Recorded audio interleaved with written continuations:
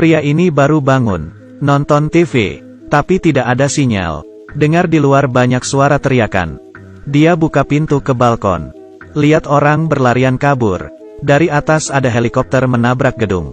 Wanita di bawah, lari dan menggigit orang lain. Ia mulai kaget dan ketakutan. Tiba-tiba ada pria masuk ke dalam. Di lehernya ada luka. Dengan rasa sakit masuk ke dalam WC. Ia tanpa berpikir panjang, langsung pegang pisau untuk jaga diri. TV ada siaran berita. Jenis penyakit ini mudah tertular. Yang tertular matanya akan memerah.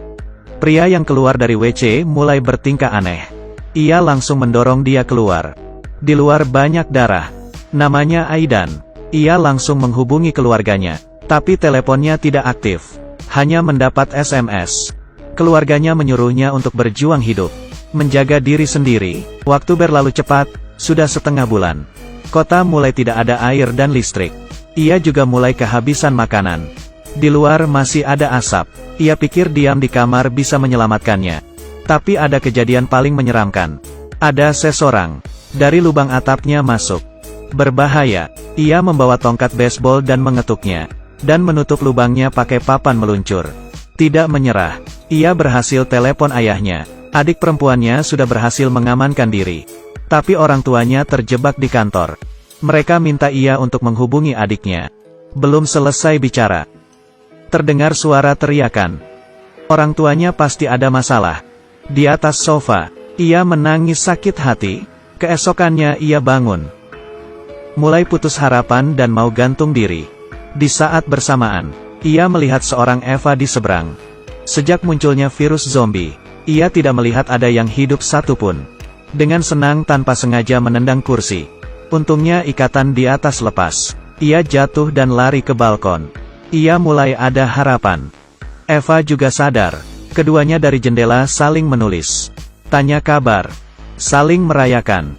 Ia sudah hidup sendiri sangat lama. Saat mereka asik mengobrol, tiba-tiba Eva itu melihat sesuatu. Dan menutup gorden jendelanya. Janjian besok ketemu lagi. Malamnya, di luar hujan deras. Ia mengeluarkan alat masak menampung air. Mandi di depan balkon. Keesokan harinya, ia tidak perlu ngobrol dari jendela. Ia membuat teleporter untuknya. Saat sudah sampai ke Eva itu, tiba-tiba ada seorang pria loncat, mengarah ke balkon Eva. Ia melempar sebuah botol ke arahnya. Berhasil mendapat perhatiannya. Tapi di dalam terdengar ada suara getokan keras. Pintunya hampir terbuka. Ia buru-buru masuk dan menahan. Sedangkan di balkon ada pria tadi. Dan mulai menghampiri. Ia memecahkan kaca pakai kepala. Saat dia terjatuh, ia memakai tongkat baseball. Memukul pria itu. Setelah berhasil, ia punya ide. Ia mau tinggal dekat Eva itu. Ia tidak mau terus menunggu kematiannya di dalam kamar. Ia berencana untuk mencari Eva itu. Langkah pertama harus keluar mencari stok barang. Di lorong ia mengambil kunci rumah tetangganya. Mulai masuk ke kamar. Menemukan ranjang tetangganya. Ada seorang Eva yang sudah mati. Ia yakin sudah tidak ada orang. Mulai mencari barang-barang penting. Mengambil kaleng yang belum terbuka ke dalam tasnya. Di bawah ranjang ada tali. Saat sedang ambil, terlihat sepasang kaki masuk. Ternyata tetangganya yang lain. Karena sudah berpengalaman, mengambil palu. Dan langsung menusuknya. Saat ia kembali ke rumah, mulai melihat ada sepasang walkie-talkie. Ia pakai spray. Turun ke bawah. Mulai mengumpat dari zombie. Melempar walkie-talkie ke balkon Eva. Esok harinya mereka mulai berkomunikasi. Dan berhasil. Karena sudah lama tidak mendengar suara orang. Mereka bersemangat. Malam hari, ia lanjut mencari stok barang. Kali ini ia lewat merangkak di saluran ventilasi. Masuk ke satu kamar. Ia mulai mencari. Ia sadar di dalam sangat bersih. Seperti tidak ada bekas zombie lewat. Tapi pintunya dihadang pakai kulkas. Ia ke arah lemari. Melihat banyak stok makanan. Ia senang. Dan beritahu kabar baik ini ke Eva. Ia menemukan sesuatu yang salah. Rumah rapi dengan banyak makanan. Di sini pasti masih ada orang yang hidup. Saat ia mau pergi, tapi ranselnya ada di ruang tamu. Ia memberanikan diri jalan keluar. Tiba-tiba seorang kakek tua bawa tongkat. Sudah menunggu. Aidan menjelaskan ia tidak terinfeksi. Kakek itu langsung menurunkan senjata. Ia mengaku sudah beberapa minggu sendirian di sini. Pemilik rumah ini bunuh diri.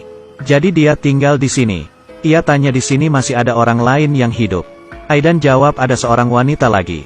Ia sangat baik, membolehkan Aidan bawa makanan. Saat ia sedang ambil makanan, kakek langsung memukul kepalanya. Ia pingsan. Saat ia sadar, tahu di belakangnya ada zombie. Tangan kakinya diikat untuk jadi mangsa. Ternyata ia mencari orang hidup untuk beri makan ke istrinya. Tidak ada harapan. Tiba-tiba dengar suara Eva. Kakek berdiri dan keluar melihat keadaan.